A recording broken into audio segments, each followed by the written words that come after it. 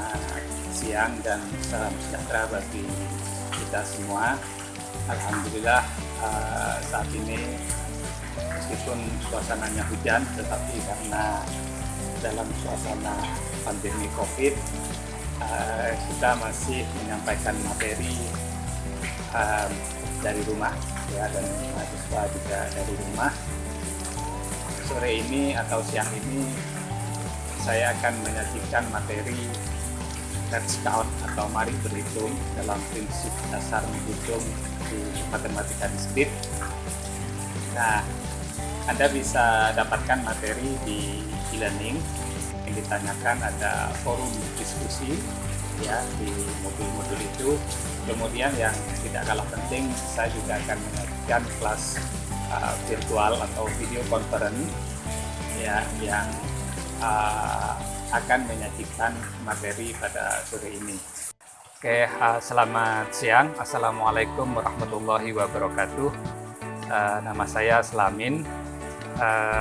Saya dosen di Fakultas Ilmu Komputer. Saya alumni FKIP Universitas Jember, tepatnya di program studi Pendidikan Matematik. Sehingga meskipun saya sudah menjadi dosen tetap di Fakultas Ilmu Komputer, saya masih mengajar di alma mater, yaitu di program studi Pendidikan Matematika FKIP Universitas Jember. Nah, siang ini di dalam suasana hujan ini, ya, saya mengajar adik-adik mahasiswa program studi Pendidikan Matematik FKIP melalui video conference, juga melalui MMP atau e-learning Universitas Jember, yang disertai dengan video conference, sehingga mahasiswa bisa memahami materi yang disampaikan. Pada siang ini saya menyajikan materi prinsip dasar menghitung yang biasa dipakai di dalam menentukan permutasi maupun kombinasi, yang merupakan topik penting di dalam matematika diskrit. Sebenarnya bagi saya sebagai dosen yang sebenarnya ikut mengembangkan e-learning di Universitas Jember sejak 2003, bagi saya pribadi tidak ada masalah.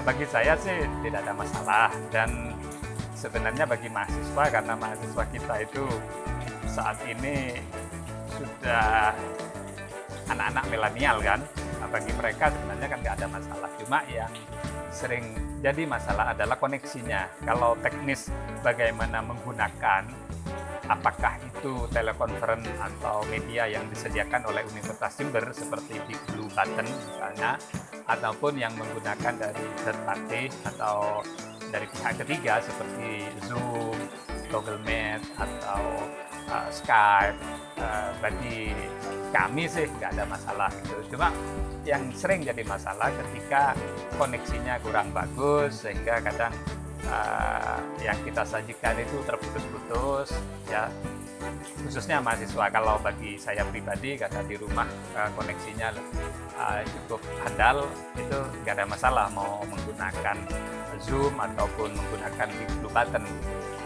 Nah, yang menarik ketika saya mengajar matematika diskrit juga, di samping saya mengajar di FKIP di program studi pendidikan matematik, saya juga memegang mata kuliah yang sama, matematika diskrit, di Fakultas Ilmu Komputer yang menempuh ada 7 kelas.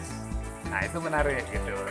Nah, ketika kita menyajikan menggunakan telekonferensi, itu kan kelas besar pun kan tidak ada masalah, sehingga biasanya saya jadikan satu di mana mereka tidak crash, tidak tutup. Yang aman itu malam minggu biasanya gitu ya. Toh mereka juga nggak akan kemana-mana kan, we have to stay at home gitu, harus tinggal di rumah. Kalau malam minggu, alasannya satu, tidak banyak kuliah yang terjadi pada saat itu, sehingga penggunaan media online UNED seperti Big Blue Button itu relatif lancar. Jadi meskipun ada 300 mahasiswa yang connect, kemudian dosen yang menyampaikan itu relatif lancar koneksinya ya.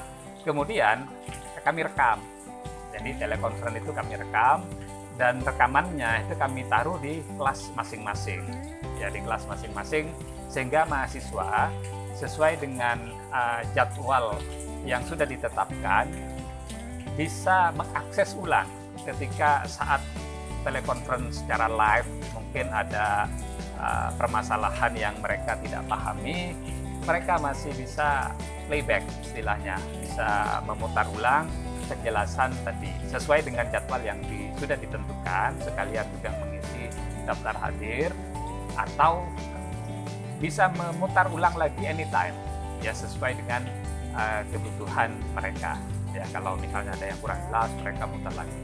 Nah, itu salah satu media. Tentunya ada media lagi seperti misalnya slide, terus ada forum diskusi, ada chat, chatting gitu ya, sehingga kita bisa diskusi anytime juga gitu. Tapi karena kesibukan mahasiswa dan dosen juga, biasanya kalau ada forum diskusi maupun chat itu ditentukan pada saat jadwal perkuliahan itu, sehingga lebih efektif, lebih efisien juga.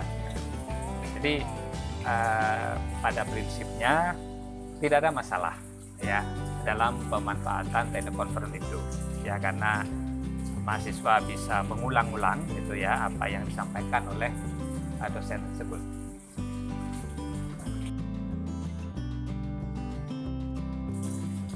Aktif ya, jadi mahasiswa itu kalau tidak paham dengan materi yang disajikan biasanya menyampaikan pertanyaan menggunakan forum diskusi itu.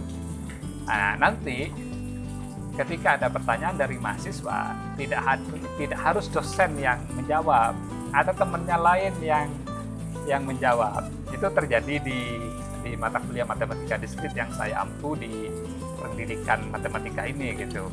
Jadi ada temannya yang justru aktif menjawab ya, karena bisa jadi pertanyaan itu disampaikan kemudian dosennya belum sempat membuka gitu ya, membuka pertanyaan tadi, tapi mahasiswa duluan yang membaca dan mereka bisa menjawab, akhirnya mereka sendiri yang menjawab ya, dosen nanti ikut nimbrung juga akhirnya di situ gitu.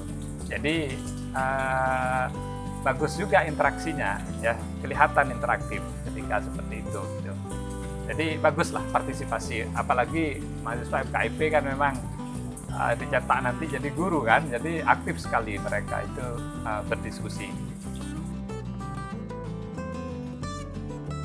Nah, UTS, kalau UTS kami biasanya menyelenggarakan secara online ya, jadi di e-learningnya UNED itu di MMP gitu ya, Manajemen Media Pembelajaran Universitas Jember kita itu disediakan sebenarnya fasilitas kalau kita menyelenggarakan entah itu kuis, entah itu UTS, entah itu tugas juga gitu, itu bisa juga kita setting di situ. Selama ini sebelum pandemik COVID-19 pun saya sudah biasa menyelenggarakan UTS secara online ya, sehingga koreksinya pun juga otomatis gitu. Nah, di dalam penyelenggaraan UTS online itu soal bisa kita setting variatif, mulai dari multiple choice, esai, ataupun jawaban-jawaban singkat, sehingga dalam suasana seperti ini pun tidak ada masalah penyelenggaraan UTS itu. Ya, malah lebih efektif lah, mahasiswa bisa mengerjakan di mana saja ya, dan sesuai dengan kalau waktunya kita harus sepakati, itu bedanya sih kalau di UTS itu, karena kita ingin mereka tidak punya kesempatan untuk berbagi gitu, berbagi jawaban maksud saya. Jadi pelaksanaannya serentak pada satu waktu yang bersamaan. Bahkan ketika kelas paralel pun itu bisa kita selenggarakan secara bersamaan pada waktu tertentu. Yang aman sih misalnya ketika weekend, tapi kesepakatan dengan mahasiswa bisa kita langsung otoriter menyelenggarakan waktu, memilih waktu. Jadi ketika dosen menetapkan waktu UTS yang serentak karena banyak kelas, ya itu biasanya disepakati antar ketua-ketua kelas itu. Kapan waktu yang ditentukan, nah itu kita tetapkan.